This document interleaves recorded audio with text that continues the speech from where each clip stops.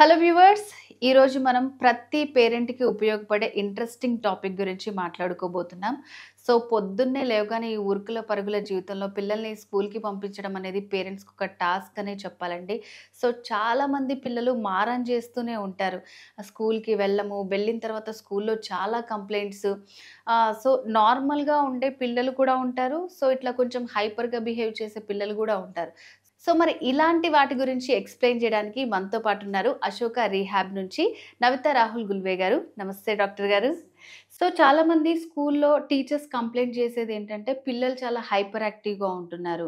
So వాళ్ళది work అయిపోగానే పక్కన పిల్లల్ని డిస్టర్బ్ చేస్తున్నారు. కొంతమంది పిల్లల వల్ల మేము బిహేవియర్ వల్ల వింటూ ఉంటారు.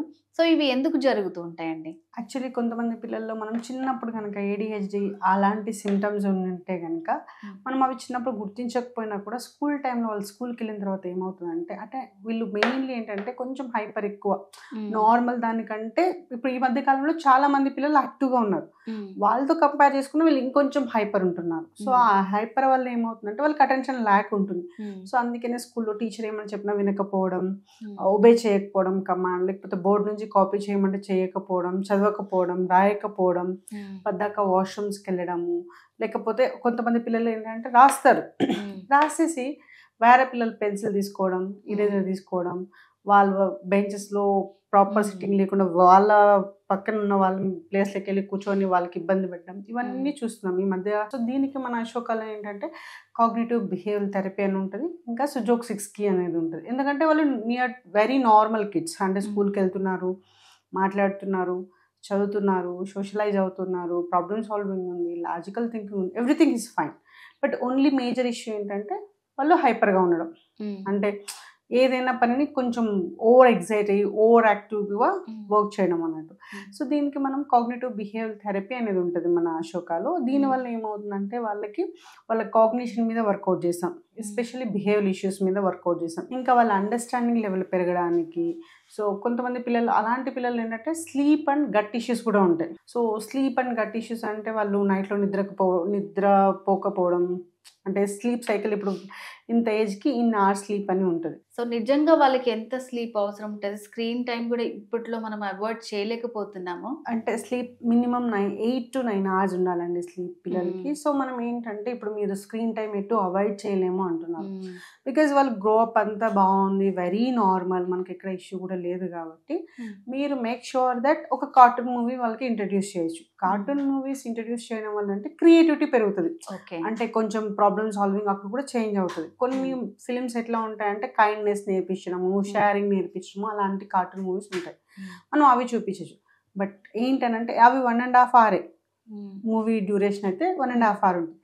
సో మీరు ఈరోజు సగమైనా చూపించచ్చు, రేపు సగమైనా చూపించచ్చు. వినే పిల్లలు ఉంటాయి, వినని పిల్లలు ఉంటే అటే స్ట్రెచ్ ఇవ్వకుండా మధ్యలో గ్యాప్ ఇచ్చి చూపిస్తే బెస్ట్. ఇంకా కొన్ని మూవీస్ అయితే 45 minutes ఉంటాయి, అలాంటి మూవీస్ ఇవ్వచ్చు.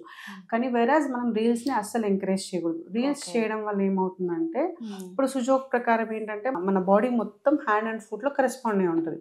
సో ఇది బ్రెయిన్ ఏరియా అన్నట్టు.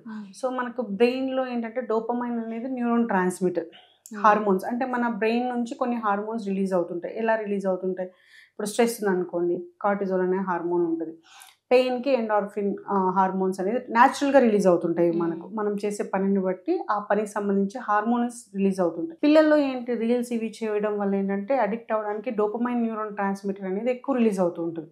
సో అందుకనే వాళ్ళు రీల్స్ చూడాలి దానికి అడిక్ట్ అయిపోతుంటారు. అట్లా రీల్స్ అవి చూడకుండా మీనింగ్ఫుల్గా వాళ్ళు దాని నుంచి ఏమైనా నేర్చుకునేట్లుగా, ఇప్పుడు చాలా మంది స్టోరీస్ కూడా వస్తున్నాయి తెలుగులో, చిన్న చిన్న స్టోరీస్. అంటే చిన్నప్పుడు మన గ్రాండ్ పేరెంట్స్ ఎట్లా మోరల్స్తో చెప్తారు, అంటే నీతి కథలో చెప్పిన తర్వాత నీతి ఎట్లా ఉంటుందో అలాంటి స్టోరీస్ వస్తున్నాయి, అవి ఇంట్రడ్యూస్ చేయొచ్చు. ఇంకొకటి స్లీప్, డెఫినెట్గా 8 to 9 hours స్లీప్ అయితే పక్కా ఉండాలి. పెద్దవాళ్ళకే 8 hours ఉండాలి, వీళ్ళకి మినిమం 9 to 10 hours. బట్ ఇవాళ ఉన్న లైఫ్ స్టైల్ ఏంటంటే పేరెంట్స్ 10కి రావడం ఇంటికి, అప్పుడు వాళ్ళని పడుకోబెట్టి 11:30 12 అవ్వడం, మార్నింగ్ 7 అవ్వడం, మరీ 5 to 6 hours అయిపోతుంది. అలా కాకుండా మినిమం 8 to 9 hours స్లీప్ ఉంటే చాలా బెస్ట్. సో దట్ వాళ్ళు క్రాంకీ ఉండరు, స్ట్రెస్ ఉండదు. ఎందుకంటే క్లాస్లోకి వెళ్ళినా కూడా నిద్ర వస్తుంటది, ఎవరైనా నిద్ర వచ్చేటప్పుడు డిస్టర్బ్ చేస్తే ఎట్లుంటది, వాళ్ళు క్రాంకీ అవుతారు, అవంతా ఉంటాయి. సో స్లీప్ స్ట్రైట్గా లేదనుకోండి డైజెస్టివ్ మంచిగా అవ్వదు. డైజెస్టివ్ మంచిగా అయిందనుకోండి అవ్వలేదనుకోండి కడుపు డిస్టర్బ్గా ఉంటుంది. So brain and gut directly connect అయి ఉంటుంది. సో గట్ డిస్టర్బ్ అయిందనుకోండి బ్రెయిన్ డెఫినెట్గా డిస్టర్బ్ అవుతుంది, బ్రెయిన్ డిస్టర్బ్ అయిందనుకోండి గట్ డిస్టర్బ్ అవుతుంది. సో ఇవంతా తగ్గాలి అంటే ప్రాపర్ స్లీప్ సైకిల్ ఉండాలి, డైజెషన్ అనేది ప్రాపర్గా ఉండాలి.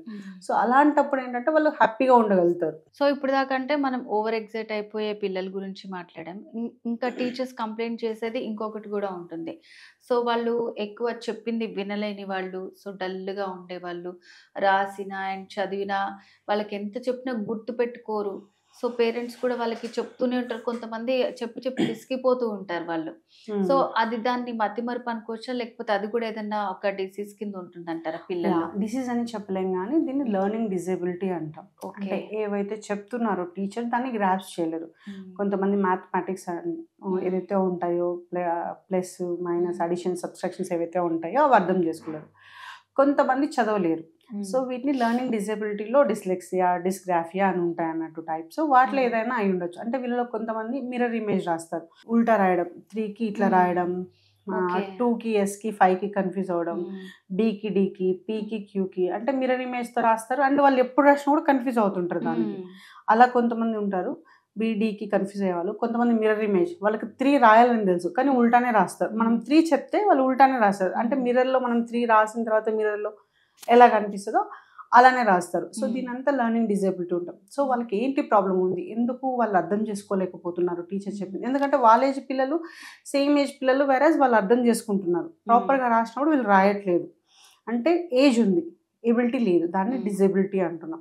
దానికోసం మళ్ళీ మనం థెరపీ అనేది చేస్తాం. అంటే వాళ్ళ రైటింగ్ స్కిల్స్ కానీ ఫైన్ మోటార్ యాక్టివిటీస్ కానీ, అంటే వీళ్ళు కొంచెం స్పెషల్ వేలో మనం చెప్పినట్లయితే డెఫినెట్గా వాళ్ళు అర్థం చేసుకోగలుగుతారు. అప్పుడు learning disability problem sort out అయిపోయింది అనుకోండి, వాళ్ళు డెఫినెట్గా వాళ్ళకి ఇంట్రెస్ట్ వస్తుంది.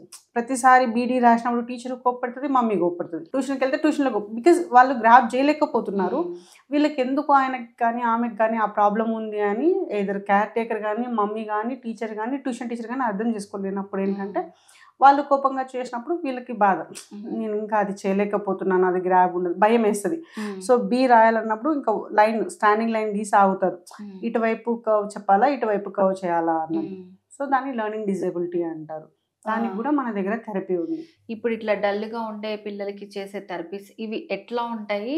సో ఎంత టైం పడుతుంది అంటారు పిల్లలు నార్మల్ అవ్వడానికి? థెరపీస్ అనేది ఇప్పుడు హైపర్ ఉన్నారనుకోండి, వాళ్ళకి సెన్సరీ ఇంటిగ్రేషన్ అనేది ఇవ్వాల్సి ఉంటుంది. సో వాళ్ళ వెస్టిబులర్ సిస్టమ్ని కానీ ప్రోప్రోరిసెప్షన్ సిస్టమ్ ఏదైతే ఉందో ప్రోప్రోసెప్షన్, ఆ ప్రోప్రోసెప్షన్ సిస్టమ్ని కూడా మనం న్యూట్రలైజ్ చేయాలి. అంటే మనం ఏంటంటే పిల్లలకి ఏమో చేయట్లేదు, ఏదైతే ఎనర్జీలు ఉన్నాయో వాళ్ళని హార్మోనైజ్ చేస్తున్నాం. సుజోక్తో అయినా కూడా అంతే.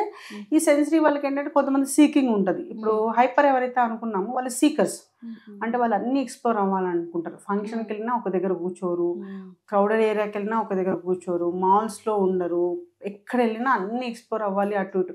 మామూలుగా ఆ ఏజ్ పిల్లల్ని మనం నాన్న నువ్వు అట్లా చేయకూడదు నాన్న, మమ్మీ చెప్పినట్లు ఉండాలి, మమ్మీతోనే ఉండాలంటే ఉంటారు. వారస్ హైపర్ ఉన్న వాళ్ళు మనం ఇక్కడ చెప్తే ఓకే ఓకే అంటారు. వన్స్ ఆ ఏరియాకి వాళ్ళ పని వాళ్ళు చేసుకుంటారు అన్నట్లు. సో దానికి మనం సెన్సరీ ఇంటిగ్రేషన్ అనేది చేస్తాం. లెర్నింగ్ డిజేబిలిటీ ఉన్న వాళ్ళకి, బిహేవియర్ ఇష్యూ ఉన్న వాళ్ళకి ఏంటంటే కాగ్నిటివ్ బిహేవియర్ థెరపీ ఉంటుంది. దీంట్లో ఏంటంటే మనం అకాడమిక్స్ మీద వర్కౌట్ చేస్తాం, బిహేవియర్ మీద వర్కౌట్ చేస్తాం, అండర్స్టాండింగ్ మీద వర్కౌట్ చేస్తాం. వెరస్ సుజోక్ 6కి అని ఉంటుంది. సుజోక్ 6కి అనేది ఏంటంటే మన ఎలిమెంట్స్ ఏవైతే ఉన్నాయో ఆ ఎలిమెంట్స్, ఆ ఎనర్జీని హార్మోనైజ్ చేస్తాం అన్నట్టు. సో మనకు సుజోక్ 6కిలో 6 ఎనర్జీస్ ఉంటాయి. Wind, heat, heart, humidity, dryness, cold energies అనేవి ఉంటాయి. వీటిని హార్మోనైజ్ చేస్తాం అన్నట్టు. ఇంతకుముందు మీరు మెమరీ కూడా అన్నారు కదా, అంటే చెప్పినా గుర్తుపెట్టుకోరు అని చెప్పినారు. సుజోక్ 6కిలో ఏంటంటే మనం మెమరీ మీద కూడా వర్కౌట్ చేస్తాం. డెఫినెట్గా మెమరీని కూడా ఇంక్రీజ్ చేయొచ్చు దాంతో. సో ఇప్పుడు హైపర్గా ఉన్న పిల్లలకి అండ్ అలాగే డల్గా ఉన్న పిల్లలకి కూడా వాళ్ళని ఈక్వల్ చేయడానికి అశోకాలో మన దగ్గర అన్ని రకాల ట్రీట్మెంట్స్ అనేవి అవైలబుల్గా ఉన్నాయి. సో వాటి గురించి చాలా బాగా ఎక్స్ప్లెయిన్ చేశారు doctor. Thank you so much. Thank you.